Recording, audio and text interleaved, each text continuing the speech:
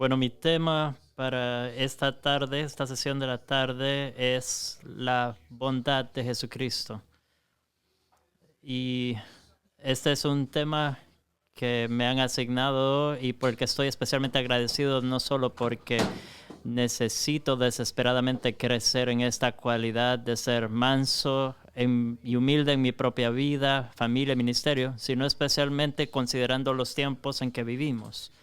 Estos son tiempos difíciles y el discurso público es caótico y desagradable y la gente se agitan unos a otros, se polarizan y empiezan a lanzarse piedras unos a otros y como ya se ha mencionado en los anuncios y sesiones, nos estamos moviendo hacia un año de elecciones y las cosas se van a poner difíciles. Así que la mansedumbre creo que escasea en estos tiempos que vivimos, en que estamos y encontramos el ejemplo preeminente de mansedumbre y humildad en nuestro Señor y Salvador Jesucristo, y yo personalmente amo esta cualidad suya. No debemos ir más allá de lo que hace una hora se predicó aquí sobre la encarnación, el poder infinito y grande de Dios vestido en la carne de un bebé. Jesús, que nació en este mundo del vientre de una virgen en un pesebre, y nada más desprovisto que esa imagen de mansedumbre y humildad en ese bebé.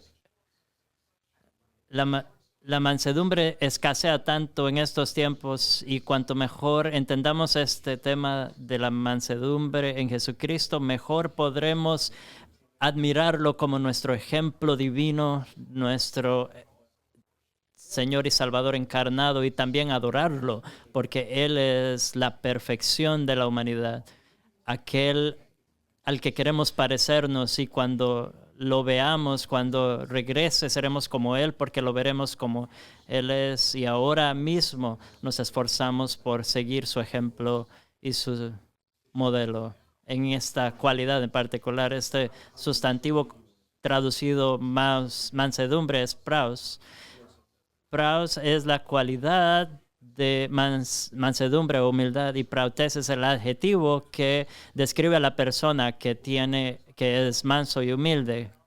Y esta es la palabra que nuestro Señor usa para describirse a sí mismo en Mateo 11:29. Esa invitación es una respuesta a su invitación. Vengan a mí todos los que están cargados y cansados, y yo les haré descansar. Tomen mi yugo sobre ustedes y aprendan de mí, que soy manso y humilde de corazón, y hallarán descanso para sus almas. Jesús dice, vengan, pongan sus cuellos bajo mi yugo y aprendan de mí. Y es una forma de decir, sean mis discípulos. Y es por esta cualidad que quiero que pongan su yugo, mi yugo sobre ustedes, porque yo soy manso y humilde de corazón. El corazón es, como ustedes saben por la Escritura y de su entendimiento de la Escritura y de la teología y de la doctrina, es el centro de control del ser humano. Es nuestra vida interna, el centro de nuestra vida interna del alma está en el corazón. El corazón consiste de la mente, la voluntad y las emociones. La mente o el intelecto es un área, el afecto y las emociones en otra parte, y la voluntad o la volición es otra parte. Y en el centro de la vida interna de nuestro Señor se encuentran la mansedumbre y la humildad. Él nos dice esto. Su misión como el Señor encarnado es estar siempre humilde ante Dios, sujeto a Dios como hombre y manso para con los hombres. Muy apropiado para el que vino, no para ser servido, sino para servir y para dar su vida en rescate por muchos. Quizá lo más común, la perspectiva más común, más popular de la mansedumbre de Cristo es que mansedumbre es debilidad. Es algo que escucho mucho al evangelizar, especialmente a los hombres que dicen, yo no quiero ser así mansito como ese Salvador que ni siquiera se pudo mantener a sí mismo con vida. Hay mucha burla acerca de ese Jesús que murió en la cruz, así como se burlaron de su crucifixión en el mundo antiguo. ¿Por qué deberíamos postrarnos ante alguien que no pudo evitar que lo crucificaran? Pero esta idea de mansedumbre como debilidad, hay una parte, tal vez un pedacito de verdad en la debilidad de Cristo, pero no es que Él sea débil en sí mismo, sino que Él es débil para con los que son débiles, tierno para con los que son débiles, o amable. Así que un primer punto de un mensaje de 3 puntos sería que la mansedumbre es bondad. Y vemos este aspecto de la mansedumbre en Jesucristo. Al estudiar el origen de esta palabra, praus o prautes, del griego clásico, originalmente significaba amistoso, alguien que era amistoso, amigable, alguien amable, gentil, alguien que tenía una disposición calmada y calmante, lo opuesto de alguien dado al enojo, desenfrenado o la ira, alguien que es duro y difícil para con las personas. Praus es la característica principal de la amistad, benevolente, paciente, tolerante, moderado hacia las personas, que extiende bondad y en especial a los necesitados, a los que no se pueden ayudar a sí mismos, en particular a los que no lo merecen. Tiene relación con la misericordia, la bondad de la misericordia, de la compasión. Y visto así, la mansedumbre es una cualidad de Dios. Lo vemos en Isaías, donde dice que Él viene con poder a establecer su reino y con misericordia. Él usa su poder para cuidar a los pobres, para proteger a su rebaño, como un pastor que es fuerte, inteligente y vigila las amenazas. Este poder de pastor lo usa para cuidar a su rebaño. Él reúne a sus corderos en sus brazos y los lleva en la falda de su vestido y lleva con cuidado a los que están pequeños todavía. Es una expresión íntima, tierna. Dice que los lleva en su seno. O como lo pone una traducción, los pone cerca de su corazón. Esa es la idea, ese es el cuadro. Entonces, la mansedumbre es la bondad condescendiente de Dios que viene con pasión perfecta y misericordia que encontramos de manera plena en Cristo. Desde muy temprano vemos que Cristo honra a su madre, como mencionó Phil, en Lucas capítulo 2, donde se le describe como que crecía en sabiduría y entendimiento y en favor delante de Dios y los hombres. Justo antes de eso, se le describe en el templo y se dice que fue obediente a sus padres y vemos que le habla con respeto a su madre. Jóvenes, honren a sus padres y a sus madres. Vean a Jesucristo como desde tan pequeño honraba a su padre y a su madre, y ese honor por su madre le ayudó a tratar con cuidado, con amor y con respeto a todas las mujeres que encontraba. Y lo vemos en los evangelios, desde Lucas 2 hasta la boda de Caná. Y también lo vemos, por supuesto, en la cruz, en Juan 19, donde Él quiere poner a su madre bajo el cuidado del apóstol Juan. Cómo Jesús trató a su madre fue un paradigma para cómo trató a todas las mujeres, y es notable en ese mundo del primer siglo donde se les trataba muy mal y se les descuidaba. A las ancianas Él las trató como madres, a las jóvenes como hermanas.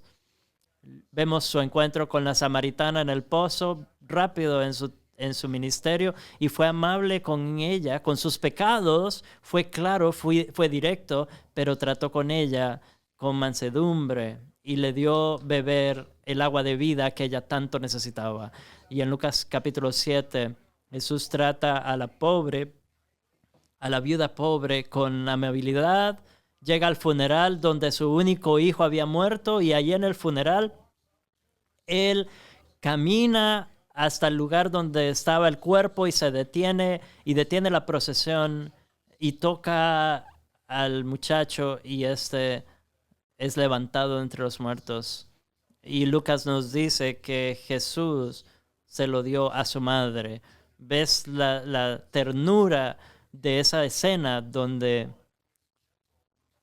ella recibe un regalo de aquel que es manso y humilde de corazón, al cuidar a esta mujer que lloraba por su único hijo? En Marcos capítulo 7, Jesús echa un demonio de la hija de una mujer sirofenicia, pero no sin antes extraer de ella una profesión de fe que no solo le ayudaría en el momento a confiar en él como el hijo de David, sino a salvar su alma y a salvar el alma de su hija liberada del demonio. En Lucas 10 recordamos cómo Marta había perdido su perspectiva. María estaba sentada a los pies de Jesús y Marta se levanta y está distraída con mucho trabajo sirviendo, y al ver a su hermana sentada ahí, mientras ella está arreglando la casa, vemos que se irrita y primero acusa al Señor: Señor, ¿no te importa?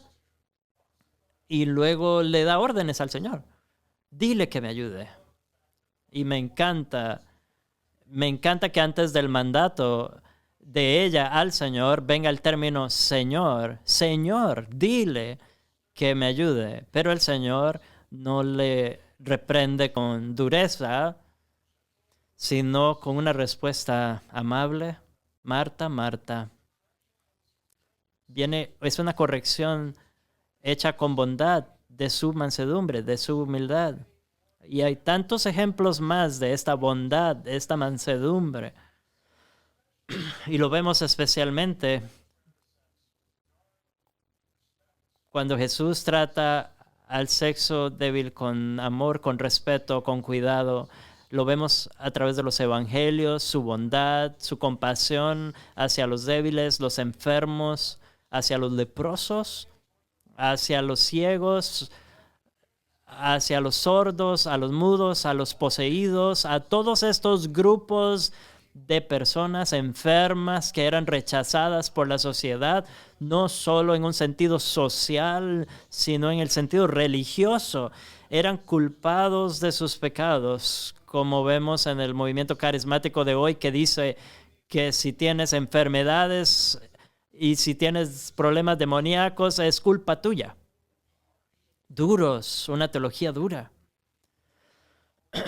La misma santidad que descendió sobre el monte Sinaí, que sacudió la tierra con un terremoto y que hizo arder la montaña con fuego y que aterrorizó a toda la creación con un sonido de trompeta. En Cristo esa misma santidad sana a los débiles y enfermos, no los rechaza, limpia a los leprosos, extendiendo su mano y tocándolos, y hace salir la suciedad y les da sanidad perfecta.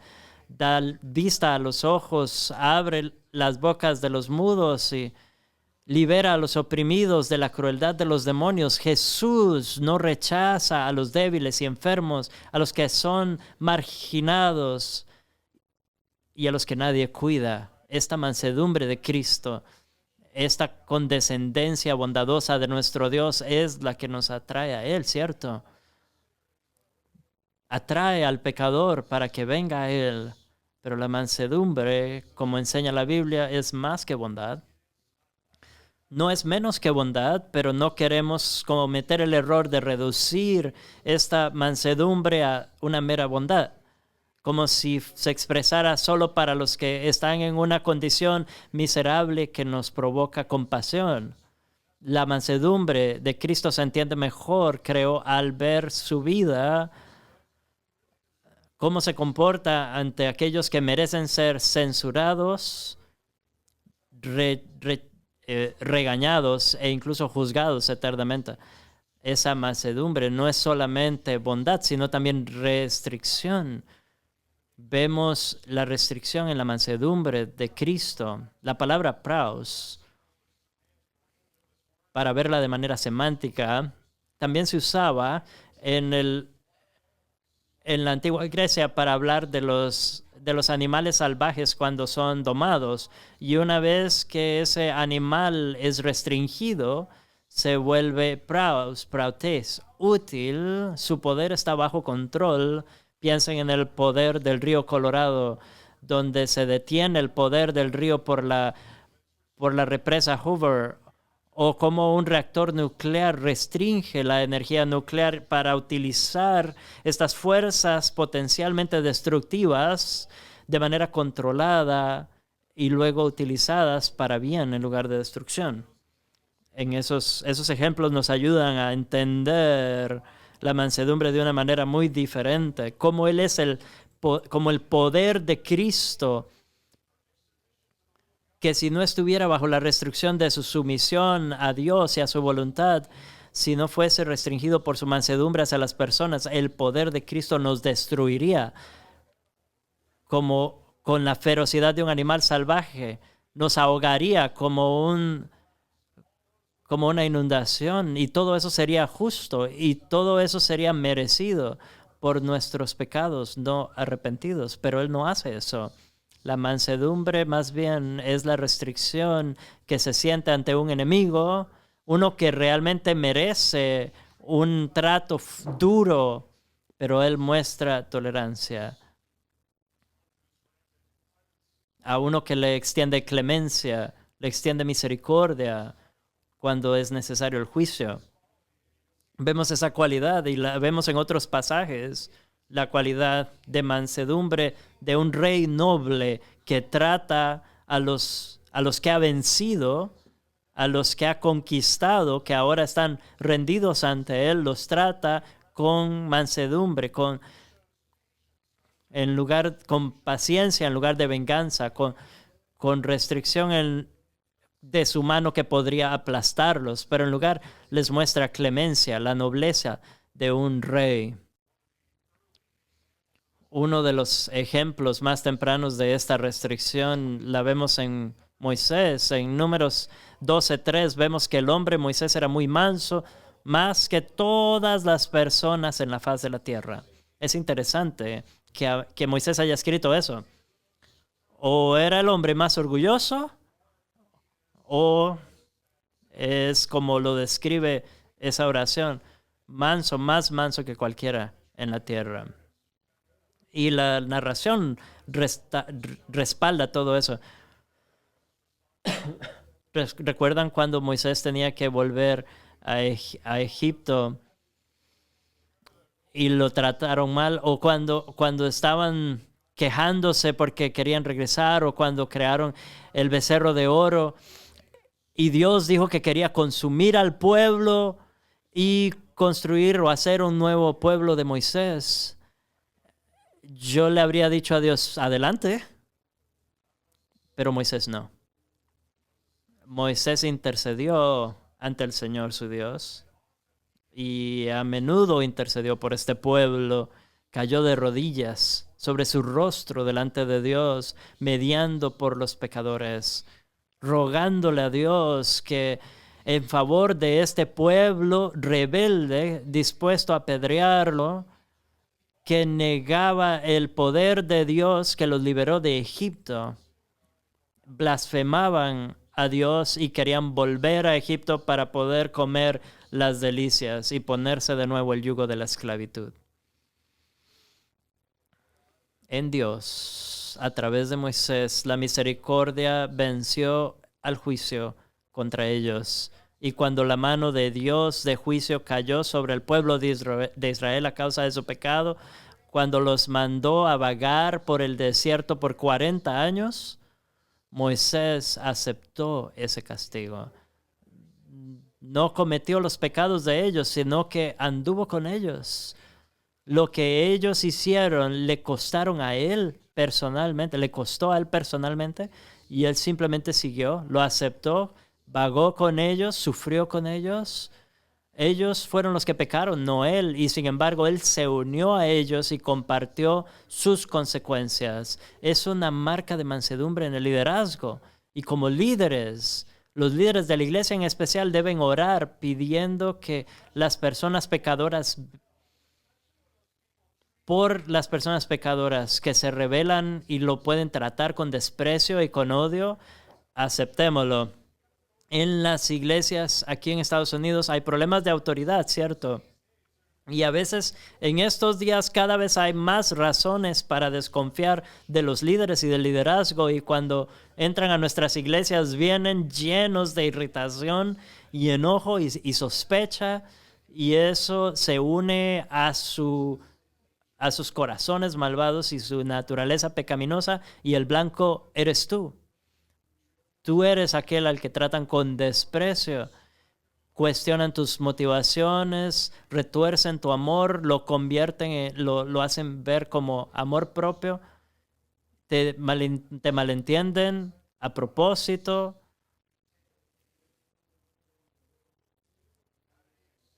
Pero ¿cómo aceptó Moisés las consecuencias de las quejas de su pueblo sin añadir él sus propias quejas? ¿Cómo pudo orar por los rebeldes que le causaron tanto dolor y tanta incomodidad? Le costaron a él la entrada a la tierra prometida. Y fue porque Moisés se identificó con su pueblo. Él era un hombre humilde, manso. Sí, pecó en algunas ocasiones. Y también fue fiel al reprochar a su pueblo, pero en última instancia se ponía en sus zapatos y compartía sus debilidades y veía sus pecados. Y en esa mansedumbre abrazó su papel como mediador, y eso mismo vemos en nuestro mediador, que es el Moisés superior, el mediador perfecto entre Dios y los hombres, el perfecto mediador que se identifica con nosotros, que comprende nuestras debilidades, pero sin pecado. Él no fue tentado internamente como nosotros. Él no tenía una naturaleza pecaminosa, pero fue tentado en todo sentido, en todo aspecto, o lo creamos o no. Eso es lo que dice la Biblia. Fue tentado en todo como nosotros y se identifica con nosotros, los pecadores, y va aún más allá. Toma las consecuencias de los pecadores sobre sí mismo y acepta esa sentencia. Y ni una vez se le oye quejarse. Muere la muerte que nosotros merecíamos. Absorbe la ira de un Dios que es justo en contra de nosotros y no se queja ni una sola vez. De hecho, por el gozo puesto delante de él, sufrió la cruz. No solo no se quejó, sino que lo abrazó con gozo. Eso es mansedumbre. La mansedumbre no es solo bondad, sino también restricción. Es el poder de Dios que podría destruir a los pecadores bajo la restricción de la mansedumbre que Cristo ofrece al ofrecer misericordia, y usa ese poder en lugar de destruir en esa primera venida, lo usa para darnos gracia. Y quiero mostrarles eso en Lucas capítulo 14. Y quiero que vean en nuestro Señor Jesucristo un incidente de los que hay muchísimos que podríamos señalar, pero quiero que veamos algunas notas de este evento.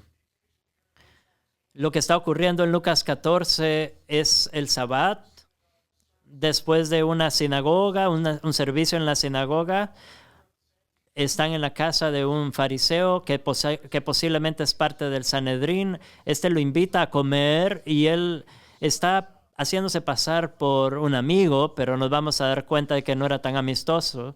Pero Jesús acepta la invitación y en este día de reposo va a cenar a la casa de este fariseo, y ellos lo estaban viendo cuidadosamente, y había un hombre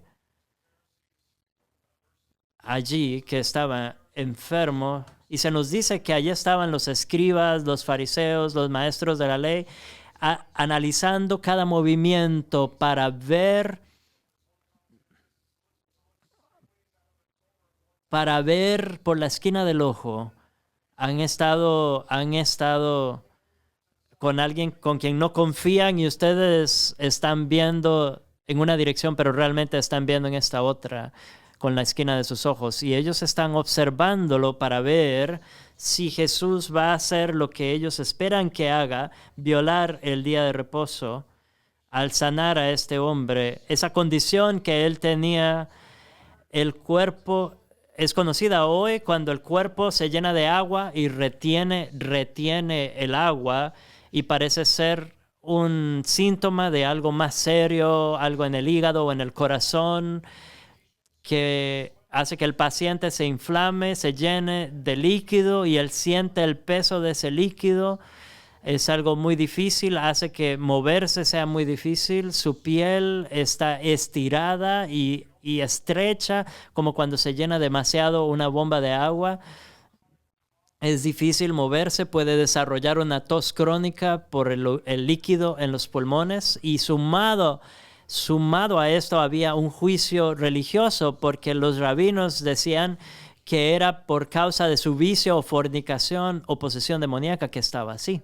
Entonces le insulta a una persona que ya está lastimada, está condenado delante de ellos, está en la casa de los fariseos y todos alrededor de él lo odian y lo miran con desagrado, con desprecio. ¿Qué está haciendo ese hombre ahí? ¿Por qué está ahí? ¿Por qué está en la lista de invitados? Especialmente en la casa de uno de los fariseos, uno de los más fastidiosos, meticulosos en cuanto a la pureza ceremonial. La respuesta es que lo han puesto ahí a propósito por estos hipócritas como carnada para atrapar a Jesús, al Señor. Pero el Señor ve la trampa, ve la emboscada y, como es usual, va 10 pasos adelante de ellos. No tiene que rodear la trampa, sino que camina directamente a la trampa y los expone. En los versículos 3 y 4, Jesús respondió a los fariseos diciéndoles, ¿es legítimo sanar en el día de reposo o no? Y todos ellos permanecieron callados. Así que él lo tomó y lo sanó y lo hizo salir. Lo tomó. El verbo presenta a Jesús agarrando a este hombre, tomándolo de la mano. Posiblemente hacía mucho tiempo nadie lo tocaba porque se le consideraba impuro. Pero la santidad de Cristo, de nuevo, por esa mansedumbre, vence cualquier impureza de la condición de este hombre y cualquier pecado de este hombre es vencido por la santidad de este hombre y Cristo lo sana y lo sana por completo. Lucas, el doctor, usa un verbo aquí que utilizaría un doctor para describir esta sanidad como una cura completa. No solo los síntomas de esta retención de líquido, sino que Jesús entró, llegó a la causa interna y lo curó. Cualquiera que fuera su condición, si necesitaba un nuevo corazón, un nuevo hígado, Él le dio lo que necesitaba, un nuevo riñón, lo que necesitara. Cristo se lo dio y lo restauró. Debe haber sido impresionante estar ahí y ver cómo este hombre que estaba hinchado se alivió en un momento y toda esa hinchazón se fue en un segundo sin dejar rastro. Y Jesús le dice que se vaya para que no quede más expuesto a la crueldad de esos hipócritas. Lo trata como un pastor trataría a una oveja. La cuida, la protege de estos hipócritas crueles. Eso es bondad, pero la restricción de la mansedumbre que vemos en este punto es lo que vemos después. Primero, en el hecho de que Jesús se queda en compañía de esta gente, pero en segundo lugar, en el hecho de que no se queda para agarrarlos a golpes, porque yo sé lo que yo habría hecho con ese poder si yo hubiese tenido el poder de sanar a ese hombre y también el poder. Mi inclinación pecaminosa habría sido volverlos a ver. Usted está hecho cenizas, a usted también lo hago cenizas. Volverme a cada uno de ellos y hacerlos polvo uno por uno, porque quiero que cada uno vea lo que sucedió con el anterior y sepa lo que le viene. Pero Jesús no es como yo. Él no hace polvo a sus enemigos. No solamente demuestra misericordia, va más allá, sino que les da la gracia de enseñarles.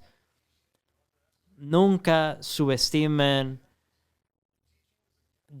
enseñar la verdad. Enseñar es un don y es un privilegio, no es su derecho. Si tienes una buena iglesia, un buen pastor, agradece al Señor y agradece a tu pastor y agradece a los ancianos por ese regalo de una sana doctrina que se les da. Y vean lo que hace Jesús con estos hombres. Después de hacer salir a este hombre, se queda con ellos y les dice, ¿cuál de ustedes, teniendo un buey o una oveja que ha caído en un pozo en el día de reposo, acaso no la sacará de inmediato? Y ellos no le pueden responder. No pudieron contestarle. Esa enseñanza es bondad. Les pregunta, ¿es legítimo sanar? Ellos le preguntaron si es legítimo sanar y ellos les devuelven la pregunta y la responde por ellos. Enseñar siempre es una bondad y enseñar cuando se merece juicio, eso es mansedumbre. Eso es restricción, la restricción del poder por la mansedumbre. Poder bajo control, que en lugar de destruir a los malvados, les da gracia. Y estos hombres ni cuenta se dan, no lo entienden, no lo ven, no lo aprecian. Les enseña en los versículos del 7 al 14 a relacionarse con los pobres. Él los vio llegar a sus posiciones de honor. Él los ha visto llegar a los asientos de honor. No traten de subir su escalera social. No, tomen las posiciones más bajas. Inviten a los más bajos, no a los ricos.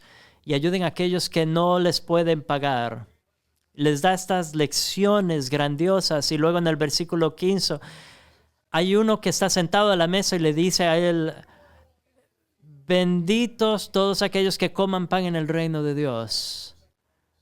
Se pone todo solemne y no solamente no entendió el punto, sino que más bien está tratando de aliviar el punto, relajarlo para aliviar la tensión, pero Jesús no es impaciente con este cabezón, sino que en lugar de darle una reprimenda fuerte, le da una mansa con una parábola hasta el versículo 24. Una parábola para animarlo a practicar la mansedumbre. Y le dice, aquellos que parecen importantes ahora, los poderosos, los ricos, los influyentes, los que están de primeros en la lista de invitados, ellos se van a perder el banquete del reino. Así que vayan, relaciónense con los pobres, inviten a los que nunca son invitados, a los ciegos, a los minusválidos.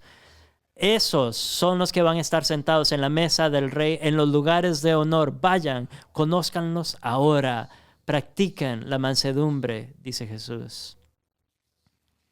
Jesús les enseña mansedumbre mientras está en su presencia demostrándoles la mansedumbre. Les muestra bondad a las personas más desagradables de los evangelios, a los más orgullosos y arrogantes, hipócritas religiosos.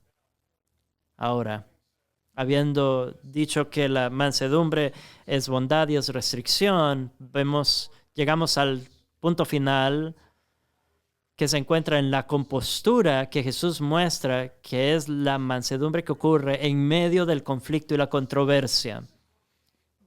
Aquí vemos la medida completa de la mansedumbre, verlo cuán lejos está Él de nosotros.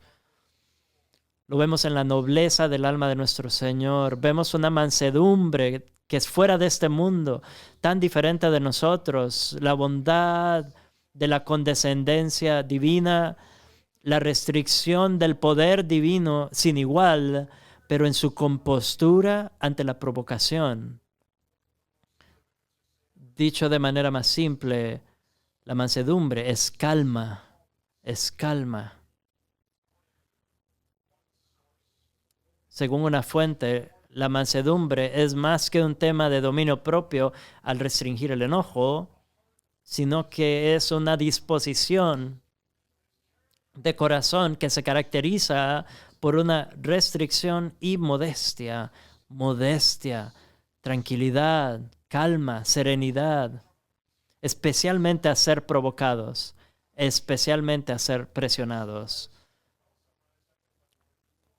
La palabra compostura creo que lo resume bien, o podemos usar la palabra calma o tranquilidad, y la vemos desplegada, de nuevo, no en momentos de paz y comodidad, no cuando todos nos tratan bien, no cuando todos nos dan cumplidos y dicen cosas buenas, sino que la vemos desplegada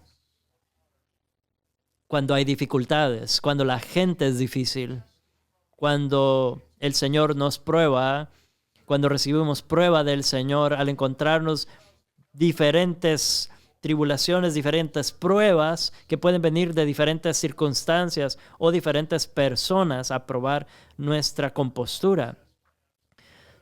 Ya sea lo que sea que tenga la providencia, ya sea a través de personas o circunstancias difíciles, el manso vive delante de Dios con compostura. Es una marca de las almas que le pertenecen a Dios y le temen. Es una sumisión completa a Dios, una confianza total en Dios que se traduce en paciencia y mansedumbre. Una mansedumbre y paciencia hacia las personas y hacia las circunstancias. La persona prautes, la persona mansa, anda con calma, tranquilidad delante de Dios porque sabe que Dios está en control. Cualquier interrupción o dificultad que entre en nuestra vida, cuando la lista de tareas es así de larga y es interrumpida por una persona o circunstancia difícil, pase lo que pase en mi vida, Dios está en control.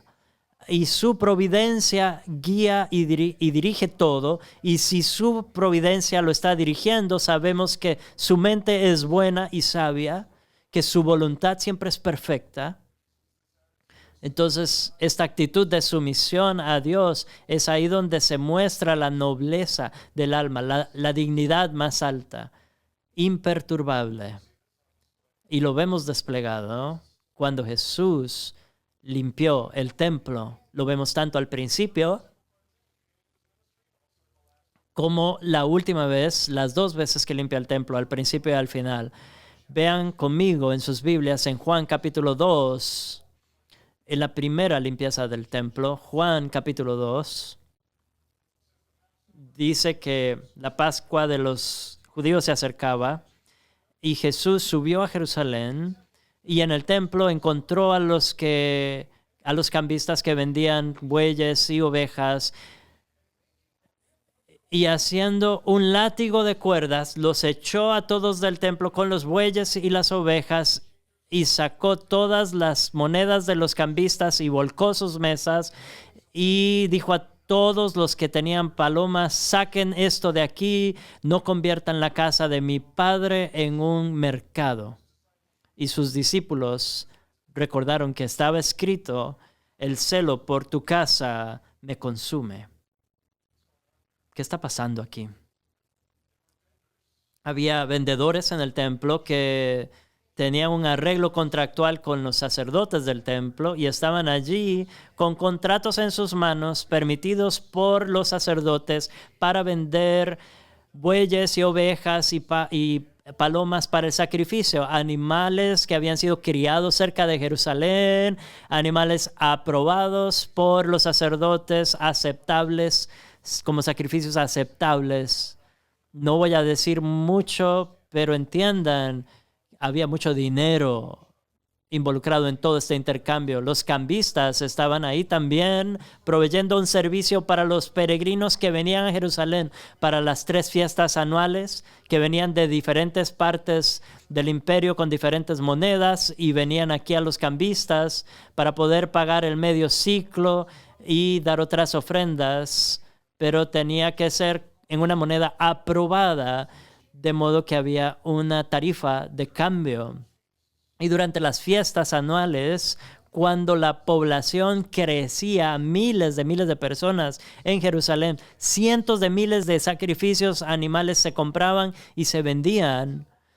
muchísimo dinero, intercambio, las tarifas de intercambio, una escala de negocio del templo, el tamaño de estos contratos, la red tan compleja de relaciones y lealtades, muchísimo dinero involucrado y la avaricia que manejaba toda esta empresa del templo. Todo esto está ocurriendo y Jesús entra, un hombre entra y los echa a todos del templo.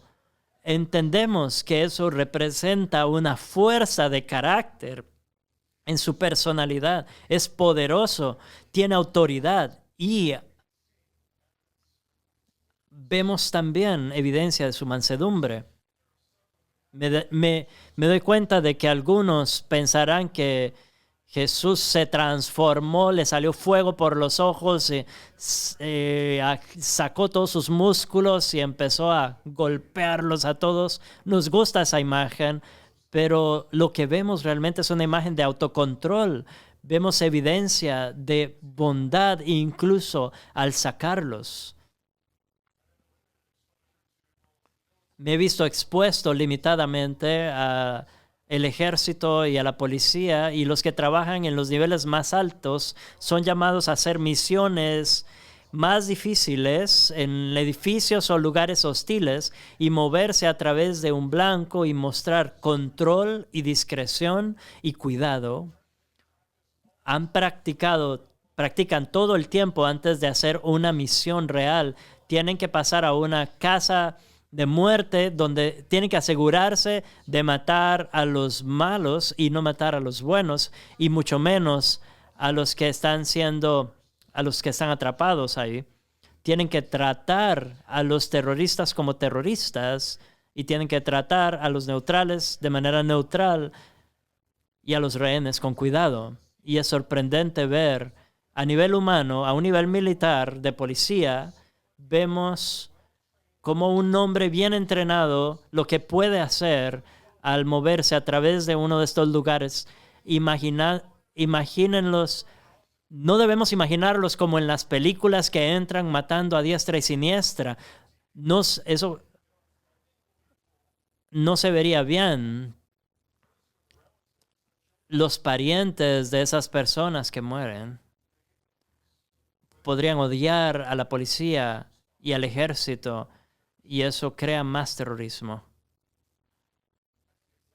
Creo que ese trasfondo me ayuda a ver el movimiento de Jesús en el templo de una manera muy diferente de Rambo.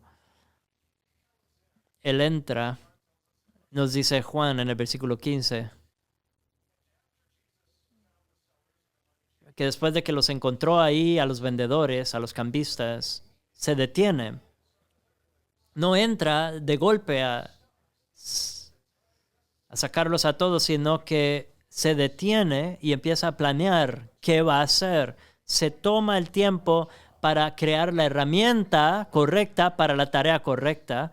Tiene su voz que va a ser autoritativa.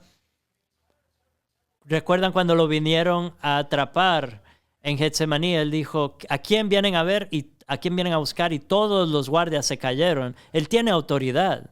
Él tiene autoridad para moverlos a todos. A los avaros, cambistas y vendedores que podrían...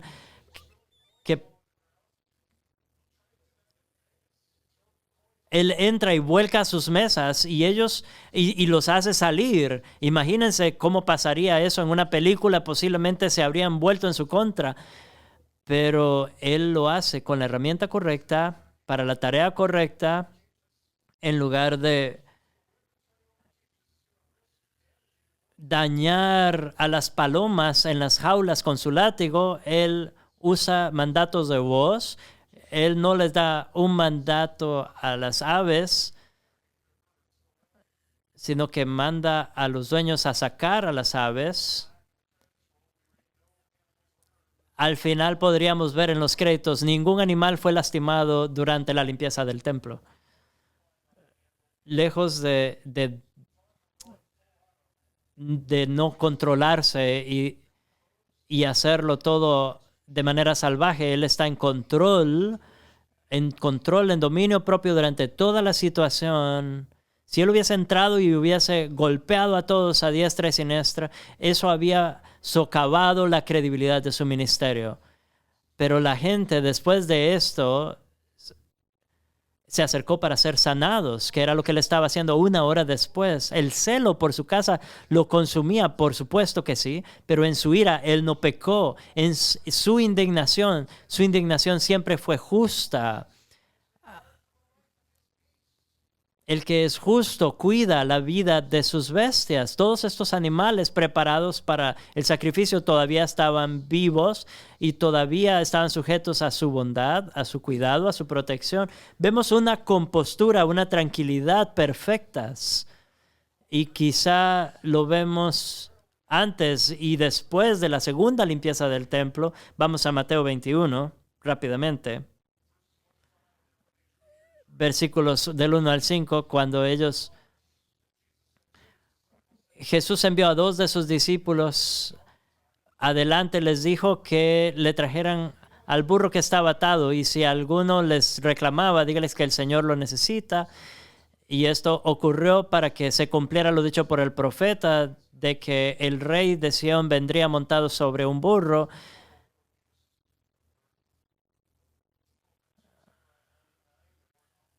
Esa cita viene de Zacarías, donde se menciona la mansedumbre de ese rey que viene montado sobre un burro, como este rey que viene para su coronación a presentar su poder. Y Jesús viene montado en un burro. Alejandro el Grande, todos los emperadores, Julio César, todos llegaban en sus caballos poderosos, pero Jesús entra, ese vencedor, no entra con un caballo grande y poderoso.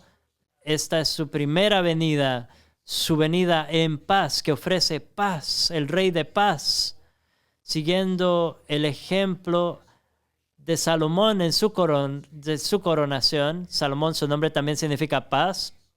Él llegó en un momento de paz a un reino que David había asegurado mediante la guerra.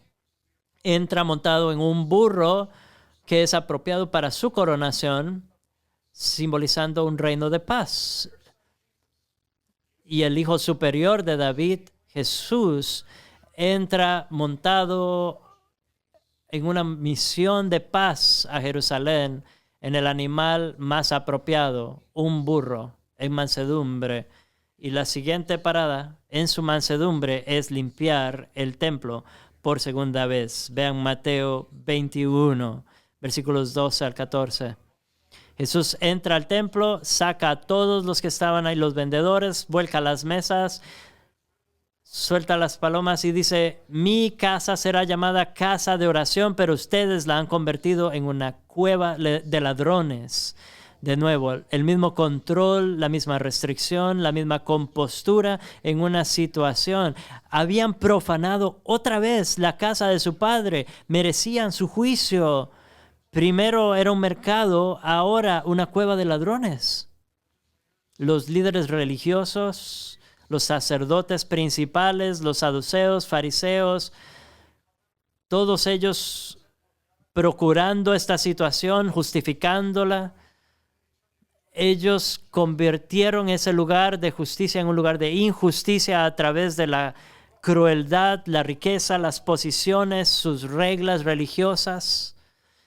Levantan barreras en contra de cualquier escrutinio, una fortaleza para evitar cualquier rendición de cuentas, un templo donde Dios no estaba. Ahora era una cueva, un lugar donde ellos gobernaban, donde ellos le robaban a los adoradores. Y aquí, esta segunda vez que Jesús entra al templo, muestra dominio propio como un soldado que atraviesa un blanco. Él está ahí solo, sacando a los enemigos, sin prisa, bien, con buena compostura. Y una vez que limpia el lugar, una vez que todo está seguro y restaura el orden, vuelve el templo a su diseño original, que era ser un lugar de oración donde hubiera misericordia. Los minusválidos y los ciegos se acercaron ahí en el templo, los débiles. se acercaron para que Él los sanara. No se habrían acercado si Él se hubiera mostrado muy cruel en el templo, pero vienen ante Él.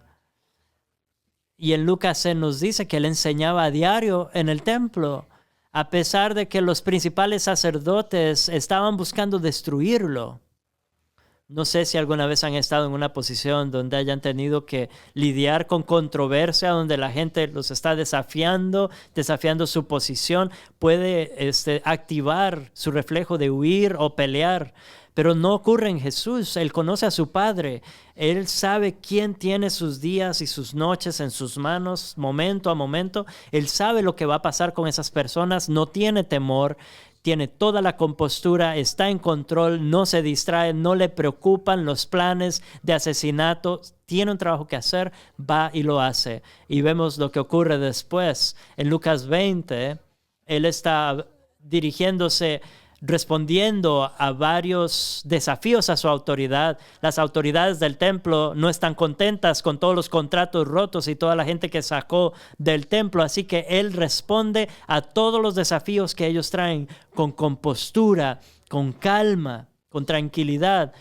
Escapa de toda emboscada y les da vuelta a todas las mesas y lo convierte en un momento en el que en lugar de destruirlos, les enseña, les explica y gana a algunos entre ellos que estuvieran dispuestos a escuchar con atención su palabra y su oferta de gracia y salvación. A pesar de que está caminando por una cueva de ladrones, da sus pasos con mansedumbre, serenidad y paz. Dios está en el trono después de todo y Él no teme. ¿Puedes decir tú eso? ¿Puedo yo decirlo? Aunque camina en medio del valle de sombra de muerte, su resurrección está a una semana. Está viendo cara a cara a sus asesinos, pero no teme porque Dios está con él. Y Dios adereza mesa delante de él en presencia de sus enemigos. Tiene compostura, calma, digno, noble. Ya me pasé, pero así como ustedes han visto las noticias, saben que todo parece estarse desmoronando al acercarnos a las elecciones. Se va a poner interesante. Ni hay almas en juego. Sabemos que lo que va a pasar es preocupante para las personas fuera de nuestras casas. Hay drogas, epidemias, hay tensiones en los medios, pero solo hay dos opciones. No hay inteligencia o inteligencia artificial, eso es todo. Toda la tensión, toda la ansiedad social presiona a todas las personas, provocando estrés y todos están en modo de lucha o huida todo el tiempo. Las personas en nuestra nación que han intentado matar a Dios están sufriendo las consecuencias de su idolatría, como lo predice Romanos. Así que con razón, bienaventurados son los mansos que heredarán el reino.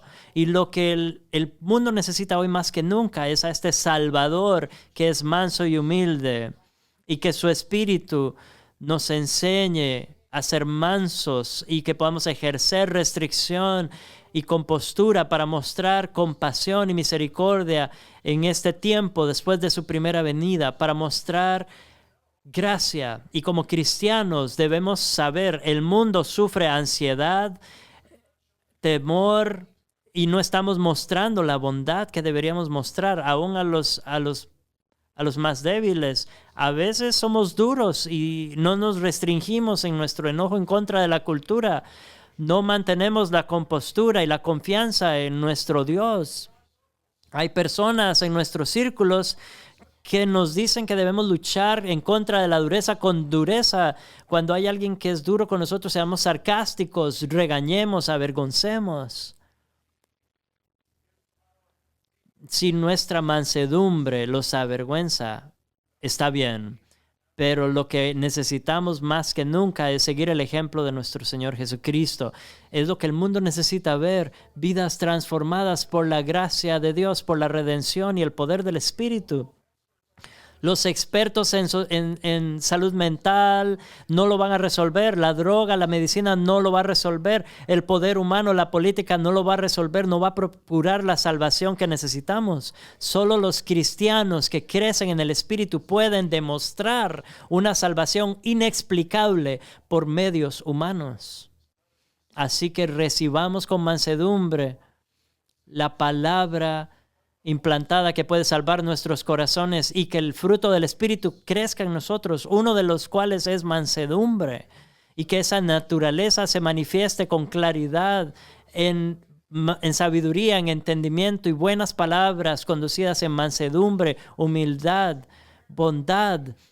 Debemos usar mansedumbre, Colosenses 3:12, como un vestido.